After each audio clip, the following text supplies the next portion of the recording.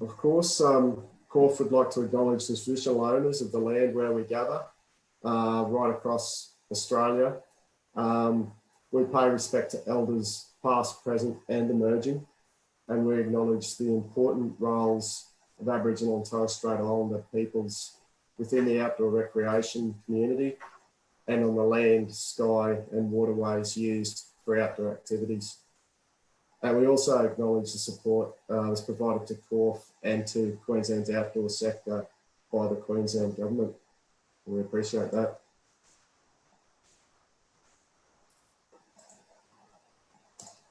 Welcome to another session of Coffee Conversation. My name's Dom Courtney. I'm Executive Officer of Corf, Queensland Outdoor Recreation Federation, Outdoors Queensland, if you want to call us that.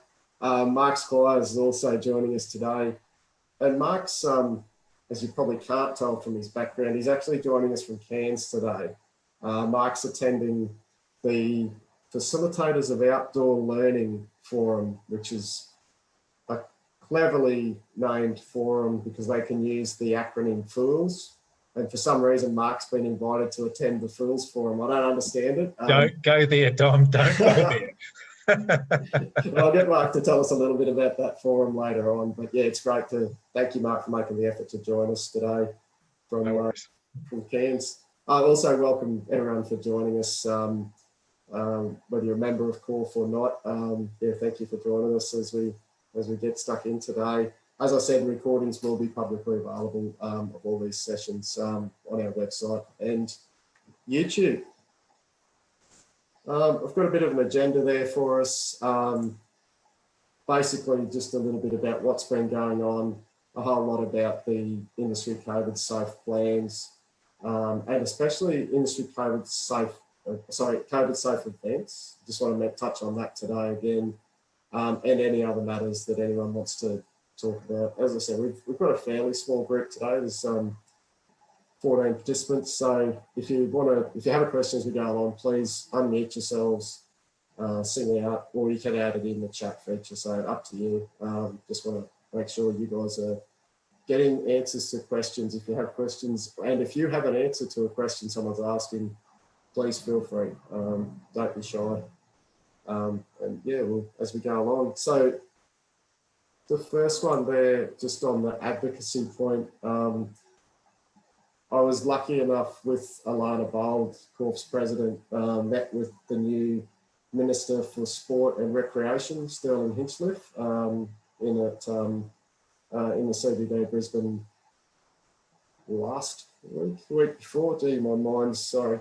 So anyway, recently we met with the Minister. He'd only been in the chair in that role for just under a week. So it was good to meet with him. And basically it was alongside, in that photo there, the Minister's in the middle, of course, but also our colleagues from Q Sport, Peter Comiskey and Ben Callard, who's the chair of Q Sport, and also Phil Reeves from Active Queenslanders Industry Alliance, who was actually taking the photo, so he isn't in it. But we had to do the old social distancing, as you can see there in the photo. But it was a really positive meeting with the Minister. And an opportunity for us to introduce ourselves and let the Minister know what we do, who we do it for, and why we do it. So that was really the point of it all, just starting to build a relationship with the new Minister. So that was certainly good. He was aware of what we're all about. He even referenced back when he was planning Minister some interactions he had with Corf about 5 years ago in relation to some trails development, which is really good to see that he remembered that, or he was well briefed on that at least, that we had interactions in the past. So that was quite positive. So yeah, it was a good meeting. So just wanted to let everyone know that we've moved in that space with the new Minister already. And I also sent a message to the previous Minister, the outgoing Minister, and he was certainly positive. And he did say he'd still continue to support the outdoors where he can, particularly in his electorate. So that's always nice to see.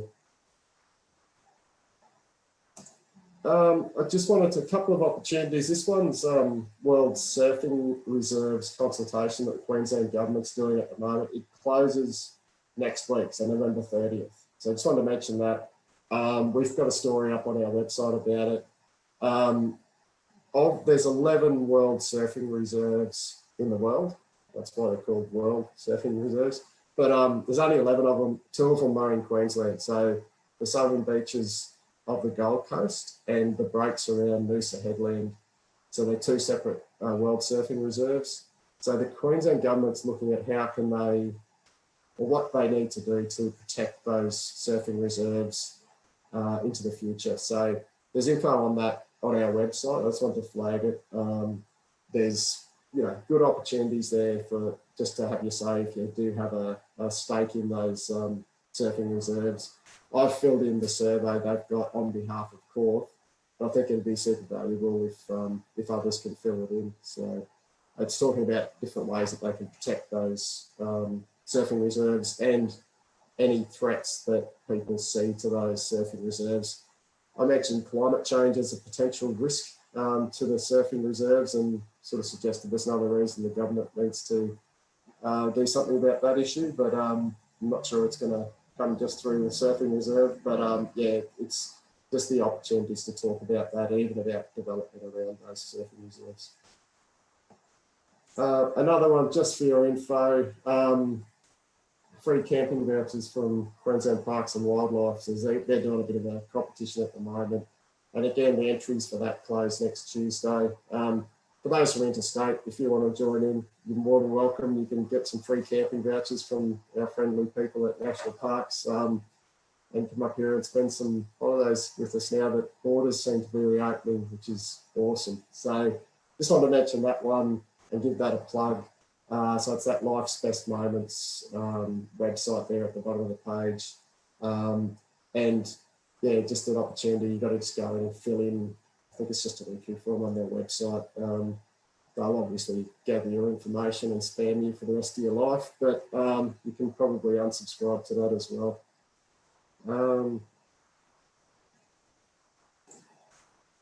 Might hand over to Mark. If you want to talk about the OEAQ Fools Forum, mate, just to tell us what it's all about and what you're up to up there in lovely Cairns.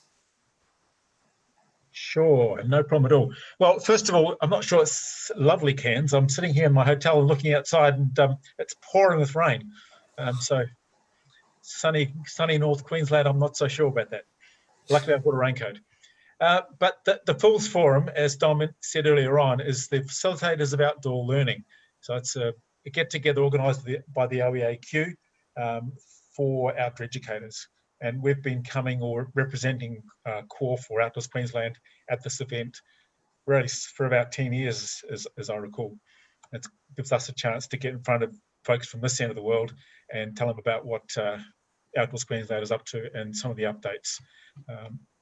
So it's a good event. There's usually about 30 odd folk take part, and as well as the day of forums and workshops on the Saturday, there's usually some other activities as well. So this afternoon I'm taking part in a rock climbing discussion and practical session.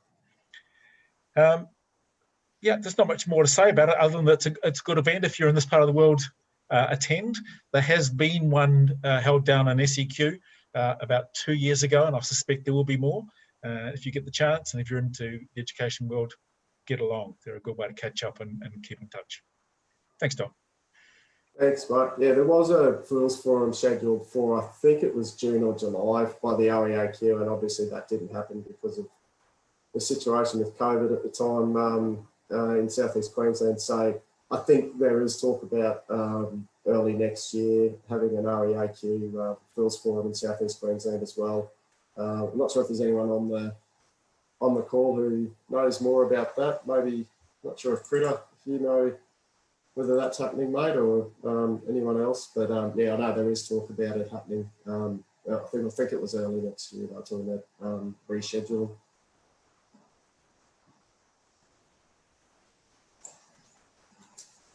And I hope, Mark, you have a great day this afternoon and tomorrow at the forum. And thank you for representing Outdoors Queensland there. My pleasure. No problem. Yeah. It's important that we do get to events like that where we are about all of the outdoors for Queensland. So it's been obviously a very difficult year this year as far as travel and everything else. But yeah, it's an important part of what we do, and yeah, appreciate you getting up there. I just wanted to mention too, the Inside the Outhouse session next Monday, their webinar Monday afternoon. It's the last one for the year, so the Outhouse is, I think they were talking about people turning up in costume if you choose to. I think it should just be in your normal festive dress as it is every day for us. Every day is Christmas, but if you're working in the outdoors, everyone knows that. Yeah, so they've got a session on Monday, and then they're looking at what they're going to do into the new year. So they've also got a heap of resources on their website. So I don't know if there's anyone from Inside the Outhouse on our call at the moment, maybe not. So I usually just give them an opportunity to talk about what's coming up. But yeah, it's Monday afternoon. So if you choose to join, Laurie from Outdoors New South Wales and ACT joined this week and spoke about the Outdoor Leader Accreditation Scheme that Outdoors New South Wales and ACT is looking at. So it was a good discussion, and that's available on their website now too, on the Outhouse, insidetheouthouse.org. So feel free to have a look at that one too. So, all right. Good old COVID. What a wonderful topic. If we didn't have COVID, we'd have nothing to talk about, I realise. So it's just the gift that keeps on giving, as you all know. I wanted to flag, this is the Queensland roadmap that's been renamed Queensland's COVID Safe Future. I think I mentioned that a couple of weeks ago. I think it's a bit of an indicator that the government is not seeing this as a temporary roadmap back to, you know, whatever it is. This is about, it looks like it's more of a permanent, or not a permanent situation, but not something we're just going to get through and get to the other side of. So we're talking about this COVID safe future now. I don't know why they haven't updated that map yet, but the little red dots are still happening there. So I actually got this just today. Maybe it's because that's borders at 3rd of November, so they haven't actually updated it yet for the changes in travel restrictions, which are terrific to see. I think that, you know, particularly for our adventure tourism operators, as we're coming into summer holidays, I think it's great to see the restrictions on the travel as long as we're still operating in a COVID safe manner. There's a little bit we need to talk about, I guess, under the public gatherings side of things, which it does say on there that the gatherings increased to 50 people in homes and public spaces. So that's private gatherings really. When you're not operating under an industry plan, it's increased to 50 people. They've also got increased numbers for outdoor events up to 1,500 people now. It was 1,000. And importantly, there's no restrictions on people dancing at weddings, which was a big one for the wedding industry, which doesn't have a lot of impact for me because no one wants to see that anyway. So yeah, this is an important document. I'd recommend you have a look at it. And it's updated quite regularly, so you need to sort of check it and refresh that page as you go through. The key bit, I think, is again along the bottom of the screen where it says the new normal, and it talks about physical distancing, mask if necessary, hand hygiene, staying home if you're sick, contact tracing. It says rapidly responding to outbreaks. That's a government responsibility, I guess, but it's also on us as operators. The travel restrictions that will continue from hotspots, and then COVID safe plan is in that list. So I think that shows why we've put so much effort into getting those industry COVID safe plans up and running. Any questions on that one, on the roadmap? Or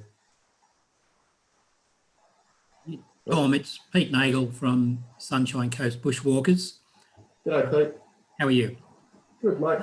I've been coordinating the club's COVID safe operational plan. So, and I did shoot you that email during the week because I started getting myself a little bit confused around group sizes for organisations like ourselves, and certainly the industry plan and the information in the roadmaps sort of focused a little bit more on that inside space, people per, 2 square metres. So I did have an understanding that, it did open up a fair bit being outdoors, and it was just social distancing was a primary consideration. So could you just clarify, as a bushwalking group, what our limits would be as you understand it at this stage? Yeah, no problem, Pete. Thank you for raising it, because it's something I've had a couple of people ask about. So I think part of it is that roadmap, and it even says there on the screen there, it's got a section in that big orange box in the middle about indoor premises.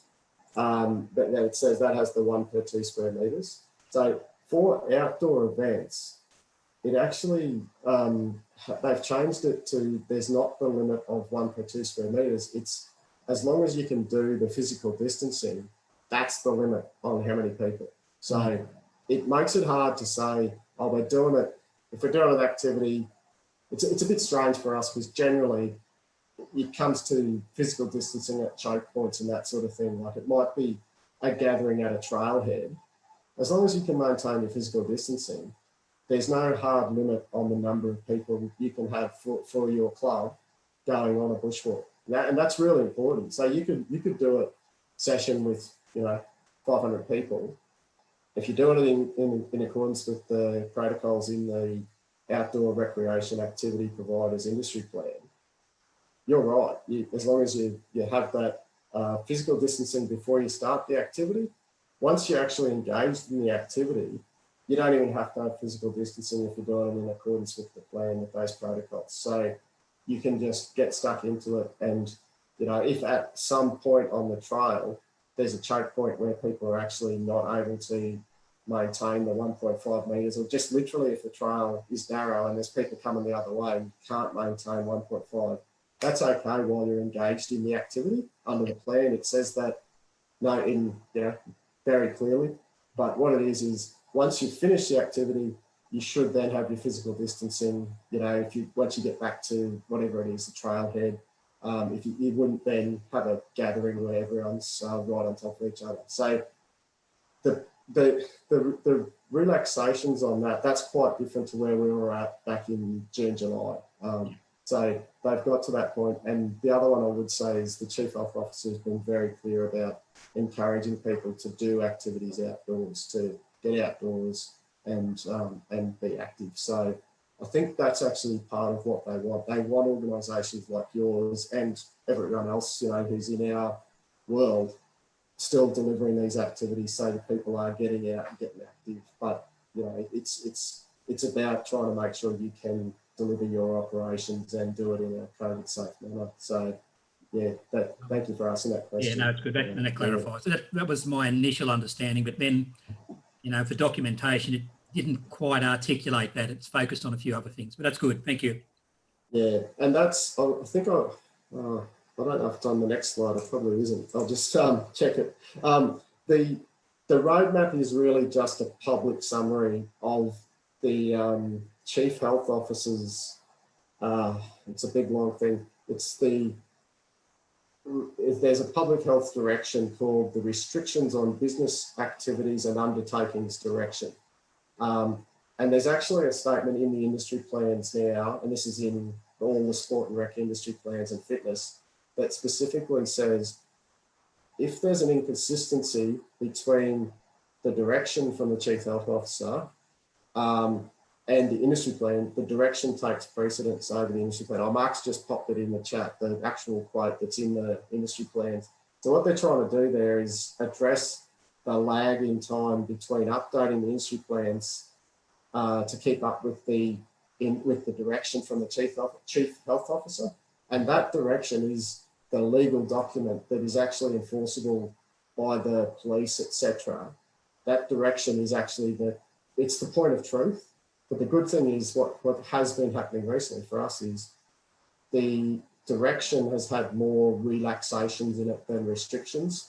So if that direction says changes it from 1 per 4 square metres to 1 per 2 square metres, which happened a few weeks ago, even when the plan's not updated, you can still work at 1 per 2 square metres. So you can work at the relaxed. So it goes on what's in the direction, and that's actually in the plan now. So that's an important piece of work for all the industry safe plans, that we still need to know what's in those directions. And it's difficult. Like, they updated that the direction from the Chief Health Officer yesterday afternoon. There was a new one that was just published on the website. So they're up to number 10 now. So we were working, the latest version of these plans is still to get it to align with number 9, which is the previous one that came out a couple of weeks ago. So there's still a bit of work to do, and there might be some minor changes to the industry plans depending on what's changed in that direction that only came out yesterday afternoon. I haven't even had a good chance to look at it yet. I've only tried to scan through it and go, what's actually changed here from compared to number 9. Tom, just another question, if that's okay. Yeah, Pete. Notice, because there's different restrictions on business activities and undertakings direction versus movement and public gatherings or something. Which does the industry plan that we operate under? Is it more directed by the business activities and undertakings direction? Is that our problem? Yeah, that's right, mate. They sort of, some of them overlap, and some parts, it's actually sometimes trying to work out where you fit in the system can actually be half the difficulty. But yeah, that the business activities and undertakings direction includes a section on, I think it says recreation and leisure or something like that in one of the headings. And in there, it sort of, we come under that area. So it talks about all the different areas and different operations. So it has very specific stuff in there, like that's where you get the thing about stadia, how they can have go back to the full capacity. That's actually specifically in there as a heading in that document. So they have some, and it's also in there, that's what guides the accommodation rules for school camps and for other operations like hotels and motels. There's a specific thing in that direction that says for sleeping arrangements, you have to have 1 person per 4 square metres, but for other shared spaces, it can be 1 person per 2 square metres. So that stuff all comes from the direction. But yeah, it is that business activities and undertakings direction is the one to look at on that stuff.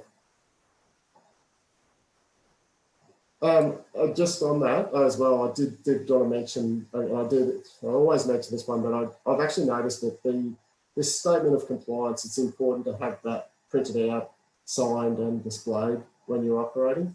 And I would say that works just as much for a club. If you're operating under an industry plan, it'd be worth having this printed out and signed if you have it with you as a document, or even a PDF of it available that you could display. I would say that. So that's actually an important tip, that it shows everyone that you're operating under in accordance with the plan. And what that means is you've got that protection of the protocols in the plan, which has been approved by the Chief Health Officer.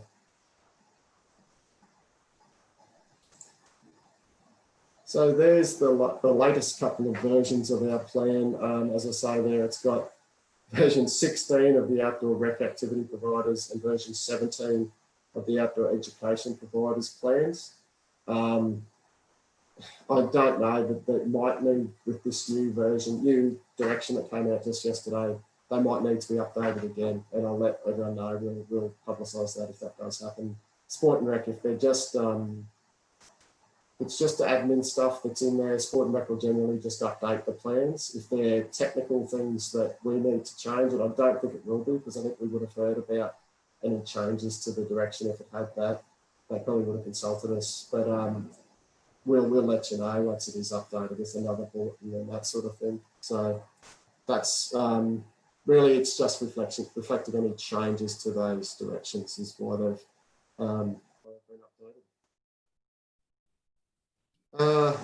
So the outdoor rec activity provider, which we're just talking about with Pete, that bit of wording that Mark shared in the chat, the one about any inconsistency between the this plan and the chose directions, that is in both of these plans now. That is in, I think, is in the latest. It is in the latest version. I think that might have come in one version before that. I'm getting a bit, they're getting a bit convoluted. It either came in last time or the one before. So they're just making it clear that the change directions do override the industry plan if they're inconsistent. It's got more information about event sizes, and still the reminders about physical distancing, hygiene, contact tracing, and training of workers, including volunteers. So that's an important factor in that one. Sorry, I'll just have a quick look at the chat.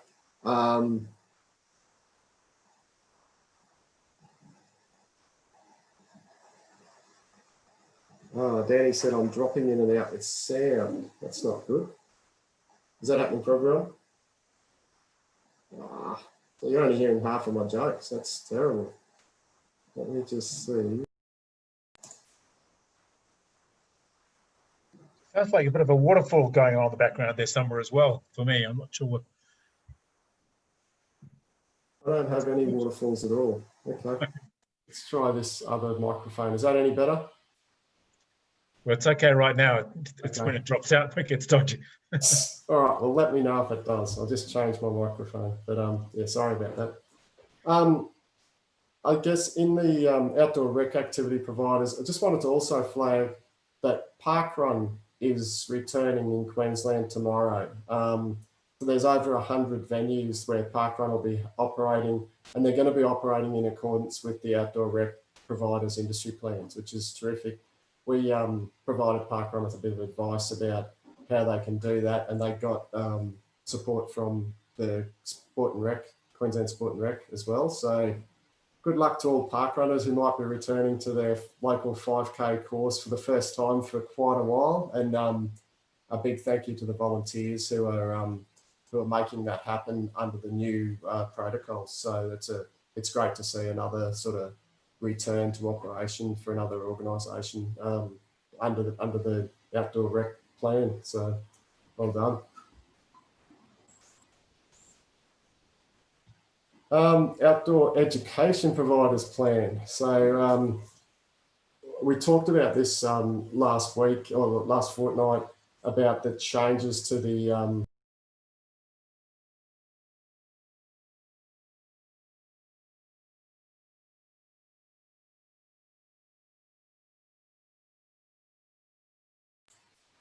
I don't know what, I've just managed to mute myself. I'm just having a good day, aren't I? Sorry. Yeah, so the new plan came in with the relaxation to the client group size protocol.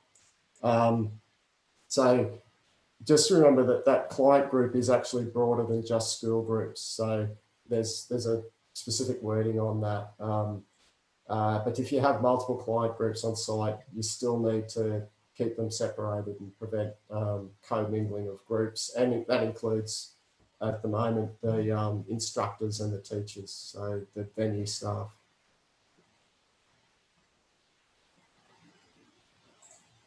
Any queries on the outdoor ed plan or comments? I think everyone's queried out on that plan. We've done a lot of talking about it over the last couple of months, I think.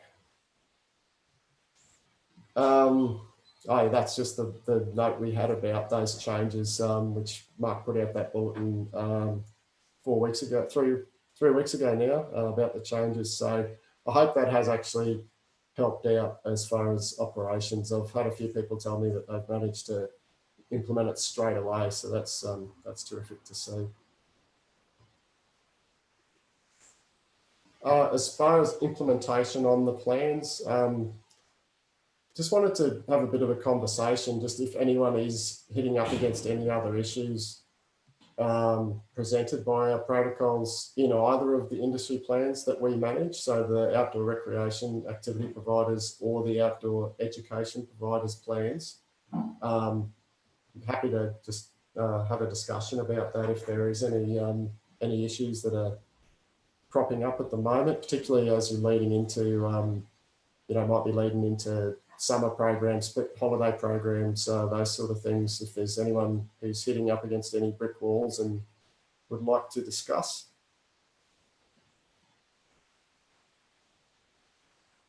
No? Anyone? Maybe you just can't hear me and you just think I'm sitting here smiling. It could be Mark's waterfall going on his cliff, or Laurie's got the waterfall behind her. So, yeah. Well, cool. If there aren't any, that's great. I'm happy about that. If no one's hitting up against any brick walls on that one. I do want to remind you that SR_COVID-19 at npsr.qld.gov.au email address. It's a great one if you have any really good curly questions. Sometimes when people ask me questions, when I send a response, I'll actually copy that SR COVID-19 email address in just so they can see examples of some of the questions that are coming through. But it could also be, I give them a chance to basically check my homework. If I give you an answer, I'm actually sometimes copy them in and say, the good people at Sport and Rec might want to provide more, might be able to provide more detail on this. So it's good to get a formal response from government sometimes to some of these questions. And I think the part of that is, for me, we should be happy to ask them what the questions, when there is a question that's causing a drama for you, it's probably causing a drama for other people. So I like to make sure Sport and Rec understand any confusion, and partly it's about informing them so that we can clarify any issues in the plans. The other one there is the public health unit proactive site visits. We've had a few members who've spoken to me about this, of organising site visits with the local public health unit, and that's been really valuable. So I think it's worth doing. It's certainly a good option if you can have your public health unit come out and understand what we do, what you do, and give them a picture of how it works for you in your operations and how you're implementing the industry plans, particularly to show them that you understand it. All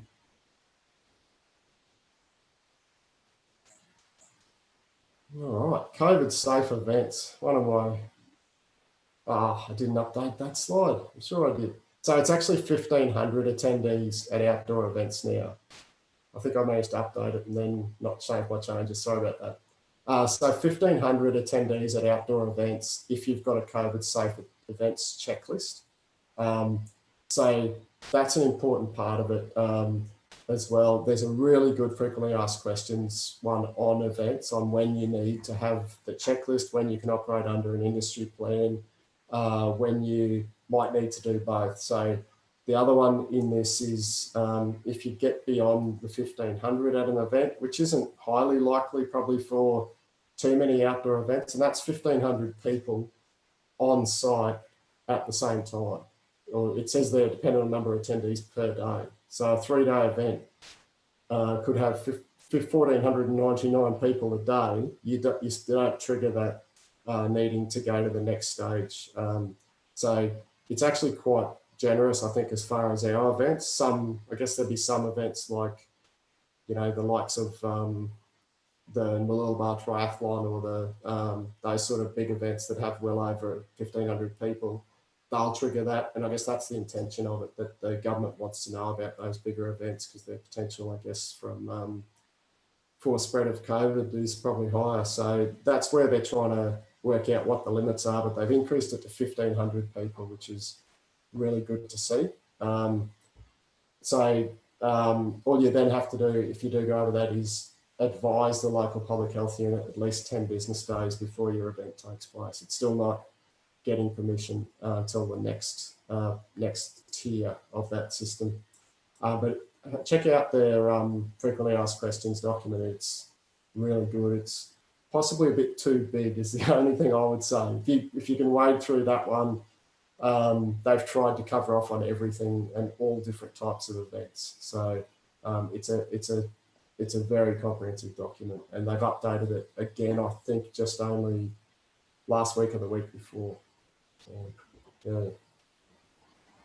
Does anyone have any questions about the events world? There's also the other one that's come up a little bit lately is people with end of season events or end of year events, where they might be organising a get together and maybe a short activity. So that one you can do those sort of things, but there are specific event protocols. If it's not like your normal club activities or organisational activities, you can also run an event, but there are specific event protocols that are referenced in this industry framework for COVID safe events that you should follow.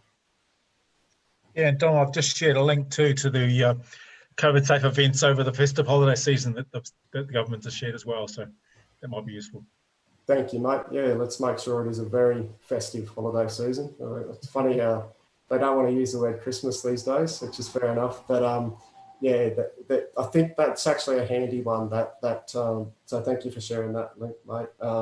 What that's intended to do is provide that guidance for organisations who might be organising an extra special event and trying to make sure everything's done in the right way. So thank you for that, mate. All right, we've ripped through it all today. As I said, we've gone through a few of those things, but are there any other matters that people would like to discuss? I haven't had a good look at the chat today because I've been too busy jibber-jabbering and trying to fix up my sound at the same time. Just wanted to check if there's any other comments on there that I've missed. Mark, have I missed any on there, mate, as we went through? No, I think we're up to date here, Dom. I'll double check again, but I think we're okay. Lovely message from Kate saying that we're brilliant, which is nice to hear. That is nice to hear. Yeah, you can keep up those sort of messages, Kate, and anyone else, of course. Yeah, does anyone have any things? Maybe what I'll do, I might actually stop my screen share and go to actually, you guys can see each other. That'd be a good idea.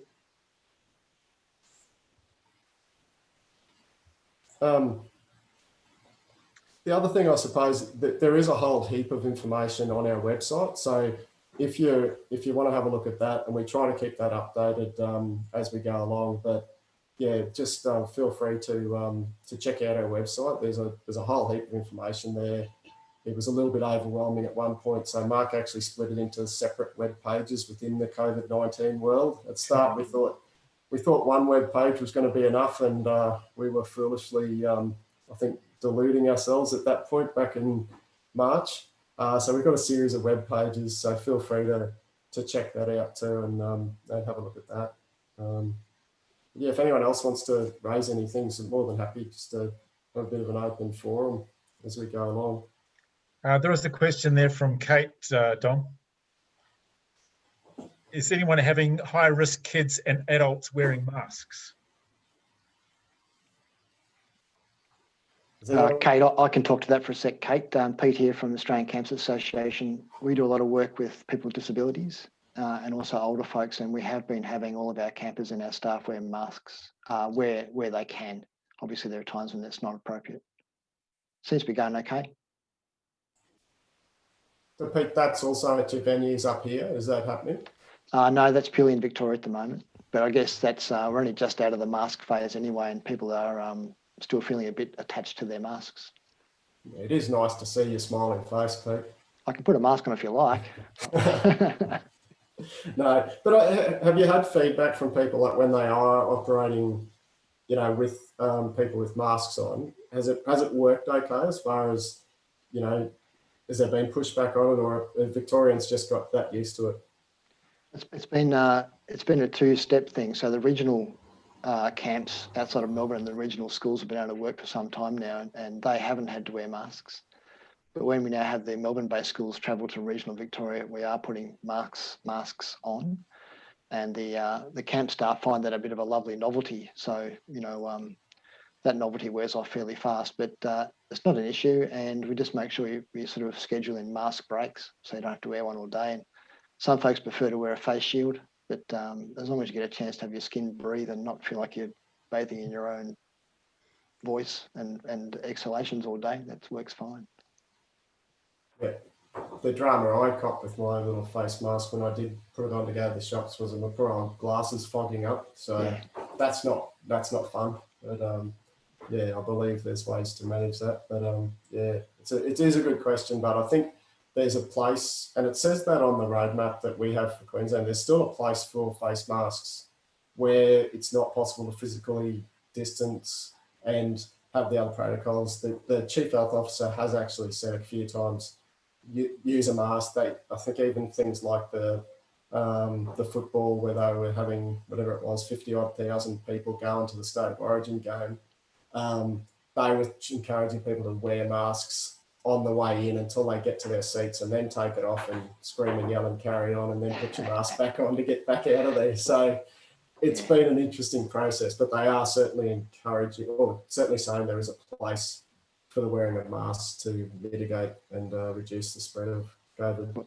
From our perspective, there's two parts to it. One is what we have to do, and we don't have to wear masks outside now, but also what looks like the right thing to do. And so for the case of working with people who might be a compromised sort of groups like older folks or folks with disability, we wear masks just because it gives them some comfort and reassurance rather than because we need to.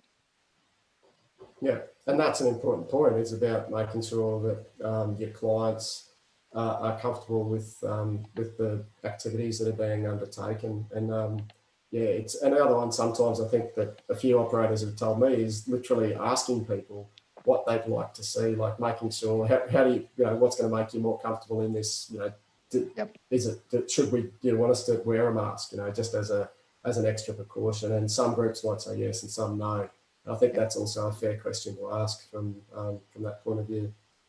I think it's just a basic respect thing for those groups as well, and it's just a matter of what you have to do and what you want to do for the sake of looking like you're doing more than you need to, and looking like you're being really conservative is important at the moment. Yeah, and showing that you care, which is something that our operators are pretty good at. So yeah, I think that's a nice point. I was intrigued yesterday. I flew up here to Cairns, and first flight in months and months, of course, and we were handed out face masks as we got onto the plane, and I think about probably 50% of the passengers wore them. I chose to and experienced the whole glasses fogging up thing. I should read my book, and mainly because the two people sitting either side of me were both wearing face masks. So I thought, well, again, out of respect, it would make sense to do it myself. Yeah, but only about half the plane did, even though they were provided. Right. It's amazing, isn't it? You'd think if the plane went to the trouble of giving them out, people would pop them on. But yeah, I guess that's still... Airlines are also saying that the air in an aeroplane is supposedly cleaner and safer than air anywhere else, you know, in terms of viral infection or transmission. So who knows? Yeah. I think it'd probably be differently. I reckon if you had the same, it'd be interesting to do a survey of people flying from Victoria, you know, anywhere. I reckon there'd be 100% mask wearing because they'd become more accustomed to it. I don't know, Pete, what do you think of that? But you're probably right. Well, one of my guys flew up to New South Wales on the first flight, I think, out of Melbourne a couple of days ago, and he said that even though, much like Mark said, there were masks handed out, very few folks are wearing them. And I think in our case, it's a matter of if we don't have to, we're not going to. In lots of situations, I don't know whether I feel that comfortable that way. I've become so habituated to wearing a mask now that you know, my wife doesn't know what I look like. Probably a good thing. You could have been growing a moustache under there, Pete, and just unveiled it for November. Ta-da! Yeah. It certainly makes the whole eye contact thing much more important. It's easier to see how people are smiling or grinning, whatever, if you look at their eyes carefully. Yeah. Absolutely. Any other questions or comments about anything? It doesn't have to be COVID related. It could be even about the wonderful world of the outdoors or what you guys are up to. Dom, I don't know if you've got time for me to show a short video, and I don't know whether Mark has the technology skills to make this happen. Right now. Well, we could probably make you a co-host and you could share your screen, Pete. Okay, that's okay with everyone. Yeah, just be careful making Peter co-host because we might be here all day. He loves to chat. No, that's not going to happen. We've done a bit of work in the last little while, along with our member camps and outdoor providers around the country, to sort of gather a bunch of footage together to just kind of re-engage people with camps and outdoor activities in general. And it's really just a short video to show what happens at camp and get people kind of excited about it again. And, you know, it's not just a Victorian thing, it's a national thing. And one nice thing that's happened out of that over the last little while is it has been shared quite widely, and I'd love people to share it again, just as a way of building a bit of confidence about going back outdoors. And sort of related to that, our website has an online booking inquiry service through which we get inquiries that go through to the members, and that has just tipped over the same number for November last year. So there's a huge demand. I'm sure everyone's experiencing that. There's been such a pent-up kind of demand that once we're out the door, everyone's been bombarded. That's going to lead to whole range of issues with staff shortages and so forth, but which I won't go into. But if you're happy to be with me for a few minutes, I'll pop this this video on. You are now a co-host, Pete, so that should work for you. Thanks, Mark.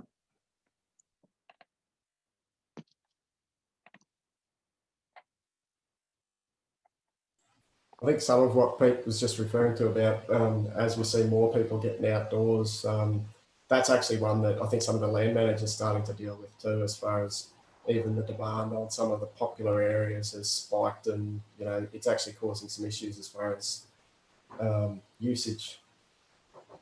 Go for it, Pete. It's okay. So I'd love it if folks could share this on Facebook if they want to share it with their schools and client groups. It's not for our purpose, it's for everyone's purpose. So use it to promote the outdoors and camps anywhere you want to, your local politicians, anywhere at all. You want to pop the link in the chat while it's going, Pete? You're assuming I'm that smart, but I'll do my best. If you don't hear the sound, you'll still get the text.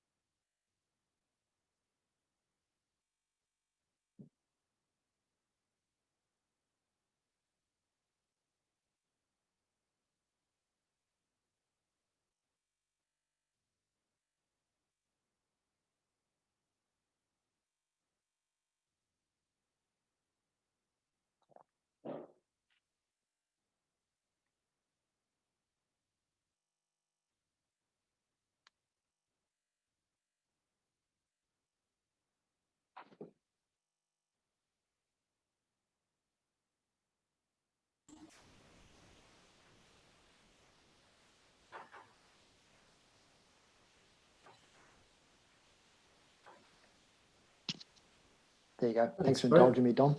No, that's great, mate. I like having that last bit, more people outdoors more often. It's a great little table that you've got there, and it certainly sums it up. So, yeah, it's great to see. And I've shared the link to that video on Facebook as well, so people can go and watch it again with some music in the background as well. Thanks, Mark. Appreciate that. No worries. I thought Pete was going to sing for us there. No, you didn't. Yeah. Just checking there. Tom's just put a point about Miracle of Mountains documentary, archival footage and interviews relating to the Stimson crash. Did you want to talk about that, Tom?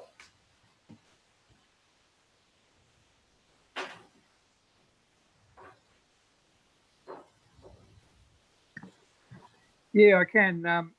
Yeah, it's just we had an old VHS copy of it, and the librarian asked me if I could get it converted to DVD, and I went, well, I'll see if I can get a copy. And it's 60th anniversary commemoration edition, so it's got some additional footage.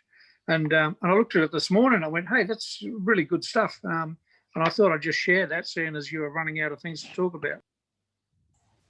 No, thanks, Tom. Do you want to give a little bit of background about the Stinson crash and some of the info about that?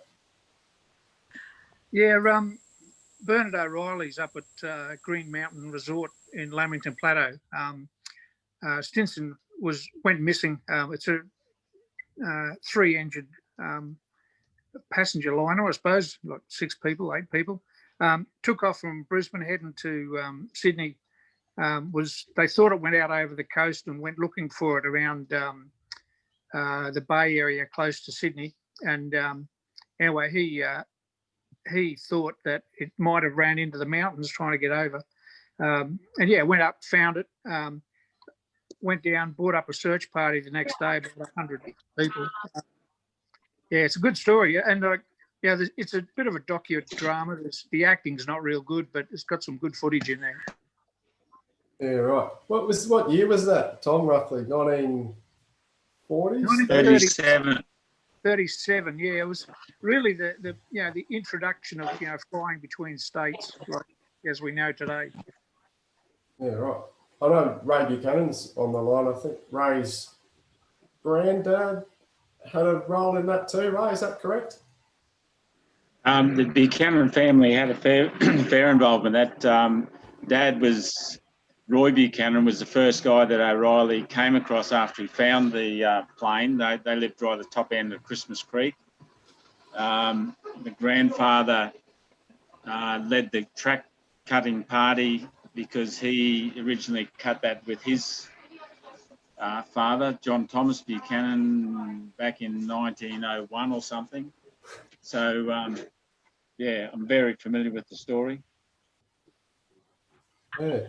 Well, thanks, Tom. Yeah. Thanks for sharing it with us. Yeah, look, you'll love this because I've got an interview with one of the Buchanan boys who Bernard came across when he walked down the creek and they were up to shooting flying foxes. And it's got some really good interviews. Proud, one of the survivors. Yeah, like the interviews I've never seen before. It's really, and like it's cheap as chips. You go to the website, I think it's $20 and $5 postage. But I actually went out. The guy lives at Banyo, so I actually went out and met him and had a coffee and we talked about the production of it. This is John Schindler, the guy who made it. Terrific. Thanks, Tom. Joel, did you have you just sent me a private message. Did you want to have a bit of a chat too about your queries? Sure, thank you. I'm new to all of this. This is my first time on your call. It's very interesting and I'm glad to have come across it actually. I'm starting an adventure tourism business called Soul Searcher Adventures. So taking people on luxury running holidays, which kind of a lot of people go, but luxury and running and holiday don't go together in the same sentence mostly when I say that, but it's a thing, guarantee it. So yeah, I've spent a couple of years going around the world literally to awesome places to go run, but now I'm at the point where I'm getting administratively set up and I just haven't got a clue of all the requirements for doing that, in not having ever been a tourism operator or worked in that sector at all. I just have a love for running and outdoorsy things and thought it would be cool because I've had a lot of market research done and so forth and road tested this thing literally with people in all sorts of places. But as far as taking people out, are there permits and things that I'm supposed to have? And I know I'm working with an insurance broker at the moment to try and figure out how to get insurance. I presume it's only public liability insurance that I have to get. But yeah, there's things that I don't know. So I'm just looking for some insights from the collective wisdom of a group like this as to the sorts of things that I should be looking for and doing. Cool. I'd start with obviously Corf as a place where outdoors Queenslanders we're about to become. There's a really good opportunity for you, but also the Australian Adventure Activity Standards. So they're a suite of documents, and there's one particularly about bushwalking, which also includes trail running, and that sets out what is accepted or good practice for the activity. So it's certainly worth informing yourself around that one and how that works. I guess another big thing, there are permits involved in commercial use of particularly national parks, those sort of things. So it's the difficulty you'll get is making sure you've got a permit for each different landowner or land manager. So it could be a different permit if you're going to use a council controlled area compared to a national park or even an area run by a government agency like SEQ Water. So it's probably worth speaking. It gets complicated, but it's worth contacting the different land managers, particularly if you have one site that you want to use regularly. It's definitely worth doing. Yeah. Okay. Does anyone else have any tips for Joel that might be save him effort and might ensure his business is operating, correctly? So just to contextualize a little bit, this group sizes will be 10 to 12 people maximum. So it's small group sizes. So it's not like I'm taking 100 people on a long trail run. So yeah, that's I guess useful. Yeah, Joel, will you be operating or mainly just Queensland? I was intending to be global actually. Yeah, but Queensland's great. It's got awesome places in terms of opportunity. There's endless amounts of good places to go. My other choice was to go into Tasmania. So domestically in Australia, it'd be mostly Queensland and Tasmania, and perhaps some of northern New South Wales. But at this point in time, yeah, they're my locations. And flying overseas is kind of limited right now, so I've got time to get everything right here before I branch off and do something overseas. Great. Well, reach out to me if I can help you in northern New South Wales. But other than that, Joel, who? Seriously. Cool. Yeah. I think the big thing is just getting everything organised. But yeah, there are quite a few different rules that you might want to have a look at. But have a chat to the land managers. Sometimes it depends. Different ones have different rules as far as sizes of groups and stuff like that. So it's definitely worth having a look at that, at their different requirements, and check out their websites.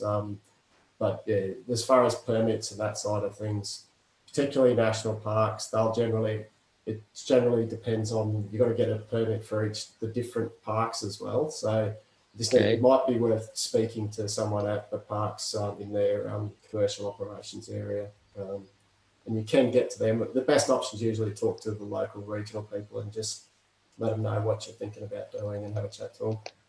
All right, and that COVID safe plan that you mentioned, that's only relevant for Queensland, is that correct? Yeah. And I'd have to have a separate one for each other place that I might go. Yeah, so what you need is your operational plan. So you've got, you have an operational plan that works within the framework of the industry plan. So, so the one in Queensland is approved by our Chief Health Officer. So in other states, you just need an operational plan that applies, but you need to work out what you need in each other state. So there may not be, well, there isn't at the moment, a formal framework approved by the Chief Health Officer. It's up to each business to operate safely in the COVID environment. So you need to work that out. Yeah, so it's been a bit convoluted. It's been different systems in each state. But yeah, the ones I've been jibber-jabbering about are Queensland specific. Okay. Joel, can I just jump in too, just from a local council perspective, being on the Sunshine Coast? It's just risk management is the other thing that you'll probably be confronted with, and as part of the documentation that you might be wanting to provide. So just be prepared for some of those questions as well around your activities. Okay. Do you have templates for those sorts of things at Corf, or do I just make one of those up? There are some templates, particularly in the Queensland Adventure Activity Standards that have been superseded by the Australian Adventure Activity Standards. There were some templates in there for risk management. We don't have a lot of templates because generally the assumption is that each operator knows their operating environment the best. So it's the best thing on that one is really just for you to have a look at, where you're operating. There's a whole lot of information about the risk management side of things in those adventure activity standards. So I'd very much have a look at those ones. Cool. And just, they can be really helpful, and they were developed over the last 3 or 4 years. So they're all only finally released in November last year. So they're quite up to date, and they've got quite a lot of information in them, even about checks of weather and that sort of thing. Though what you'd expect and what you're probably doing already. It's just about documenting all those things. So it's a good point from Peter as far as if any of those land managers, and it's probably going to be exactly what your insurer would expect. The land manager's going to expect the same sort of information too. All right. And sorry, was that lady that said talk to me? Was that the Laurie? Yeah, Laurie's from Outdoors New South Wales and ACT. So she's Okay. they're our sibling organisation in New South Wales and ACT. So and Laurie's the CEO there. So Great. she's a wealth of knowledge as well. All right, I'll get in touch with her too. Thank you so much. Appreciate that. No worries, John. Thanks for joining us. That's probably about it. We've just cracked over to midday. So yeah, thanks very much everyone for joining us today. Mark, you have to scurry off to your session with the Fools Forum. So thanks, mate, for joining us from Cairns, and I hope the weather clears up for you. Yeah, I hope so too. It's looking pretty dodgy still at the moment, though. It can rain in Cairns, as we know. Last time I was up there for a Fools Forum, that day was the hottest Cairns day in 10 years or something. So I think I'd rather have a bit of rain than what I got that time. So I don't know if it's the Fools Forum's fault. But anyway, thanks very much everyone for joining us, and I hope you all have a great couple of weeks. Our next one of these will be our last one of the year. So that'll be help me out, Mark, I think it's the 11th. 11th of December. Yeah, so Friday the 11th. And because we're going fortnightly, we're not actually going to give you one of these on Christmas Day, which would have been the next fortnight. But that's something no one needs on Christmas Day, having one of these gatherings. So feel free to join us in a couple of weeks if you're available. But yeah, thanks again, and thanks for joining us. Yeah, see you folks. Thanks, Tom. See you all. Bye.